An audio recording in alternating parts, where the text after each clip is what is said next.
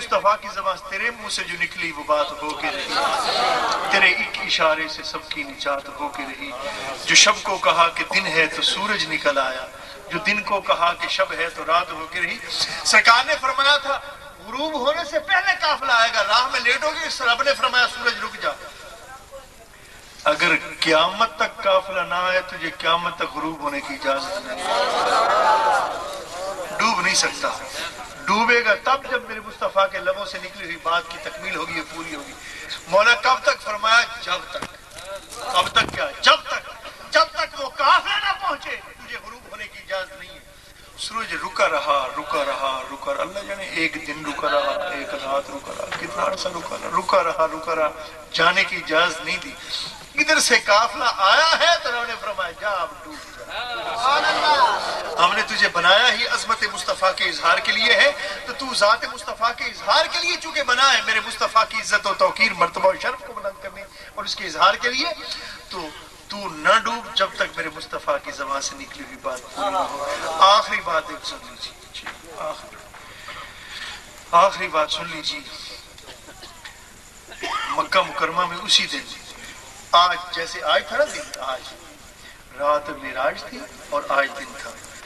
دن کے وقت سرکار مکے میں جا رہے ہیں، گلی سے گزر رہے ہیں، ایک دیکھا بوڑھی اماں کاندھے پر آٹے کی بوری اٹھائے لاٹھی ٹیکتی روتی جا رہی ہے۔ سرکار نے فرمایا اماں تجھے خیریت؟ روتی ہوئی جا رہی ہے، کیوں، کیا مسئلہ ہے؟ کہا حضور کیا عرض کروں، میں عیسائیوں کی لونڈی ہوں، کنیز ہوں، بیمار ہوں، نحیف ہوں، لاغر ہوں، دبلی ہوں، بوڑھی ہوں۔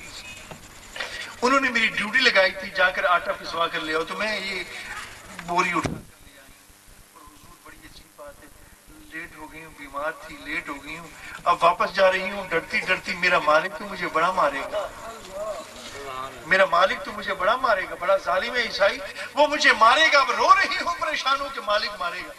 سرکار نے فرمایا اماں تو فکر نہ کر، تیرا آٹا بھی میں اٹھاتا ہوں، تیری سفارش بھی میں کرتا ہوں، تیرا آٹا بھی میں اٹھاتا ہوں۔ اماں نے آٹے کی بوری رکھ دی اور جن کاندھوں پر دو عالم کا بوجھ ہے ان کاندھوں پر حضور نے وہ بوری اٹھائی۔ ہے دو عالم کا بوجھ مگر امام اہل سنت فرماتے ہیں جس کو بارے دو عالم کی پرواہ نہیں اس کے بازو کی قوت پہ لاکھوں۔ سرکار نے فرمایا لا اماں ادھر رکھ، آٹا رکھ دیا کاندھوں پر۔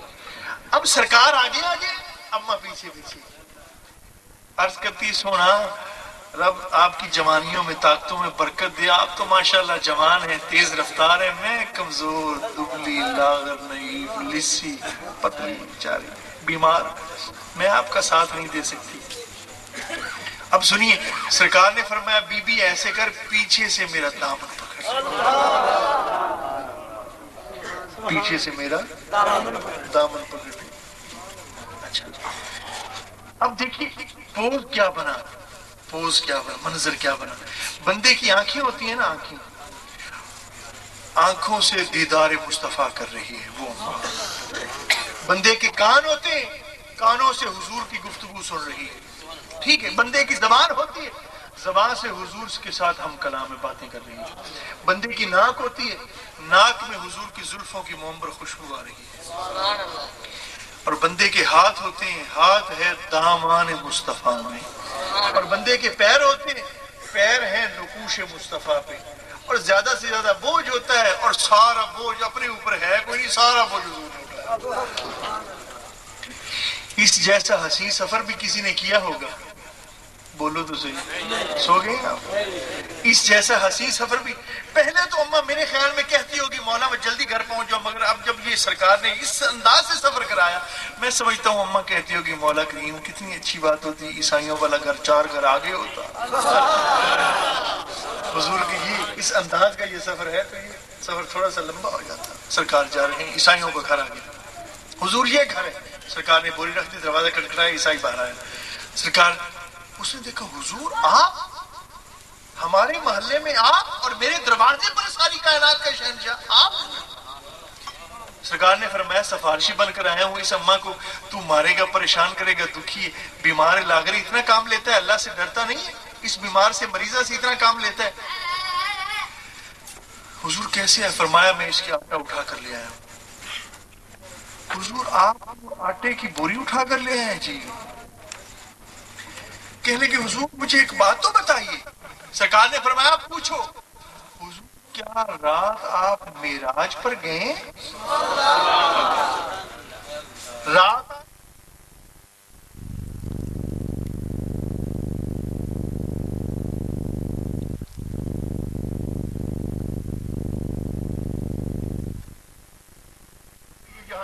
करो, मैं अपने सारे कबीले खानदान टबर को इकट्ठा करता हूँ, सबके सामने खड़ा होकर मोहम्मद करीम की नात पढ़ूंगा। हुजूर अभी ना जाए, आपको रब का वास्ता, अभी थोड़ा ठहर जाए, रुक जाए, बस मैं तो इस लम्हे के लिए मुंतजिर था, आप ठहर जाए, मेरी बात को शर्फ कबूल अता फरमाया। आप लोग सरकार रुक गए, उसने सबको इकट्ठा किया, सारी बिरादरी इकट्ठी होगी। क्या कहते हो? आओ आओ तुम्हें ना सुनाओ, आओ आओ तुम्हें बात सुनाओ। आगे लेकर सारी ईसाइयों को सब में खड़ा होकर कहने लगा हुजूर क्या रात आप मिराज पे गए? सरकार ने फरमाया गया हूं। तुझे कैसे पता चला?